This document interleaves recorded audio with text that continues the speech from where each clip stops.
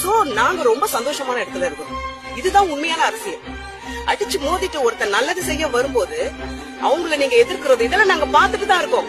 நாங்க எல்லாம் எங்களுடைய 60 கேமரா 70 கேமரா தான் பிக் பாஸ்ல பாத்துருப்பீங்க. இங்க கோடிக்கணக்கான கேமராஸ் பாத்துட்டு தான் இருக்கு. கண்டிப்பா சரியான தீர்ப்பு இந்த எலெக்ஷன்ல கொடுப்பாங்க. நாங்க நம்புறோம். எங்களுடைய ஓட்டு எங்க உரிமை. இது வரைக்கும் நான் சின்ன வயசுல இருந்து இது வரைக்கும் எனக்கு 45 வயசை நான் கிராஸ் பண்ணி வந்திருக்கேன். இது வரைக்கும் யாருமே ஐயோ எனக்கு ஓட்டர் லிஸ்ட் இன்னும் வரல, என் ஓட்டர் லிஸ்ட்ல பேர் வரல, எனக்கு ஓட்டர் ஐடி வரல அப்படின்னு கவலைப்பட்டு நான் இந்த காதுல கேட்டதே கிடையாது.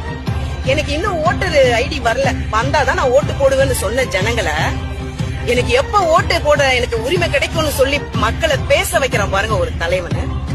ஏன் அவர் அந்த கண்டிப்பா நல்லது தானே.